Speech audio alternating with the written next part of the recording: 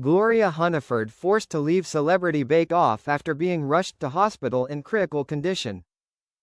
The fateful filming day, on a morning in March 2025, Gloria Hunniford, the veteran host of Loose Women, appeared on the set of the Great Celebrity Bake Off for Stand Up to Cancer. Along with stars such as Kate Garraway, Roman Kemp and Amelia Dimsoldenberg, she prepared to take part in this famous baking competition to raise money for the charity. Even at the age of 82, Gloria still maintained her form and grace, making everyone admire her. However, while preparing for the signature bake competition, Gloria suddenly felt dizzy and had a sharp pain in her back. Medical staff immediately arrived and took her to a nearby hospital. Doctors determined that she had severe sepsis, a rare complication after a previous surgery to remove kidney stones. Gloria was treated intensively and luckily survived the critical stage. After many days of treatment, Gloria's health gradually stabilized. She shared, "I felt like someone had drained all the energy out of my body." Birmingham Live. However, doctors advised her to rest completely and avoid stress. With a love for her job and a desire to contribute to the show, Gloria decided to continue participating. However, after discussing with her family and the production team, she realized that her health was the top priority. Therefore, she made the difficult decision to leave Celebrity Bake Off. The news of Gloria leaving the show made many people regretful. Host Alison Hammond said, "Gloria was an inspiration to us all. We will miss her very much." Head judge Paul Hollywood also expressed his condolences. "She had a heart of gold and a great talent for cooking. We hope she recovers soon." Audiences on social media sent their well wishes and thanked Gloria for her contributions to the show. After fully recovering, Gloria decided to continue her journey in a different way. She started a new TV show called Baking for a Cause, where she combined her passion for cooking with charity work. Each episode, she and celebrity guests baked and auctioned cakes to raise money for charities. The show received enthusiastic support from the audience and became a new television phenomenon. Gloria shared, "I want to use what I have to help the community. Baking is not only a hobby, but also a way for me to spread love." The call from Buckingham Palace. One afternoon in June, Gloria was filming the 8th episode of Baking for a Cause when the studio phone rang. The production assistant rushed over to hand it to her, looking both surprised and serious.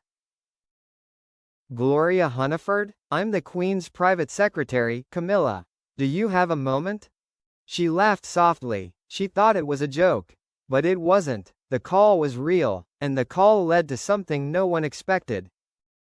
2 weeks later, at a small reception in the Buckingham Palace garden, Gloria was awarded the Royal Cross for her services to the community through charity and television. As the Queen pinned the medal to her lapel, Camilla smiled. "Rather than baking in the palace, I think it's much more fitting that you bring your oven to hearts." The success of Baking for a Cause was not limited to Britain. An American producer, who had been a loyal fan of Gloria since her rip-off Britain days, sent a special invitation. "We'd like to invite you to Los Angeles to host the international version, Bake the World Better, with the participation of international artists." For the first time in nearly 40 years of television, Gloria felt like she was living a new life. In the U.S., she accompanied stars such as Whoopi Goldberg, Tom Hanks, and even Gordon Ramsay, the only person on the show who was asked not to swear when the cake burned. The following year, for the new season of Celebrity Bake Off, Paul Hollywood and Prue Leith invited Gloria back not as a contestant, but as a guest of honor. When she entered the Bake Off tent again, the whole studio stood up and applauded. Alison Hammond hugged Gloria, tears welling up in her eyes. "She's the reason so many of us believe in kindness and the power of a well-timed pie." In the special, the contestants baked the same pie Gloria had planned to make in Signature last year, a classic Irish apple pie, a childhood favorite of hers. Gloria doesn't judge. She just smiles, sips tea, and says, As long as you bake with your heart, every pie is a 10. Over the years, Baking for a Cause has raised more than £18 million for organizations that support cancer patients, children in poverty, and the homeless. But it's not the numbers that move Gloria the most, it's the letters. Every week, she receives dozens of handwritten letters from viewers. From a 90-year-old grandmother who relearns how to bake bread, to a 13-year-old boy who bakes cupcakes to raise money for his mother's medical treatment. A little girl named Millie sent a small card with the message, "I don't have a mother. But when I watch you on TV, I feel like someone is teaching me to do good." Gloria keeps the card with her, in a drawer, along with the wooden spoon she used in the first episode. On her 85th birthday, she held an outdoor bake-off at the Royal Chelsea Hospital, where she was saved. Together with patients, nurses and doctors, they baked a giant cake shaped like the bake-off tent. That cake, and the last one she made on TV, was hers. In 2029, at the age of 88, Gloria Hunniford officially retired from television. But she still regularly appears at charity events, inspiring the younger generation and spreading the message of optimism. A journalist asked, "You once left Celebrity Bake Off because of a big incident. If you could go back in time, what would you do differently?" She smiled, gently holding the interviewer's hand. "I didn't leave. I just changed the recipe, and the new cake that came out was much more beautiful than I could have imagined." The BBC announced a new face to host Baking for a Cause, a 22-year-old girl named Millie Byrne. Millie is the girl who sent the card, "I don't have a mum, but watching you on TV is like someone teaching me to do good." It was Gloria who secretly funded Millie's scholarship to study culinary arts at Le Cordon Bleu, London, but never revealed it to the public.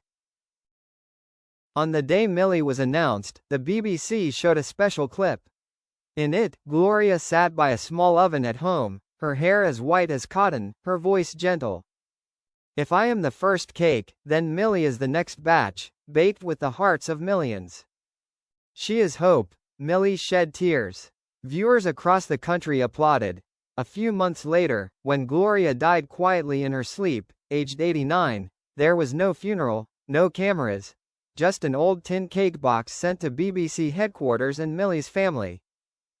Inside were a handwritten recipe book, dating back to 1962, a scratched wooden spoon that had appeared on television, a handwritten letter, "For the keeper of the fire, dear Millie, by the time you read this, I'll be sure I can leave this kitchen. You don't have to be like me, just be yourself. But always remember, every cake can be an apology, a hug, a hope. And you, the best oven I've ever known. With love, Gloria Yellowheart."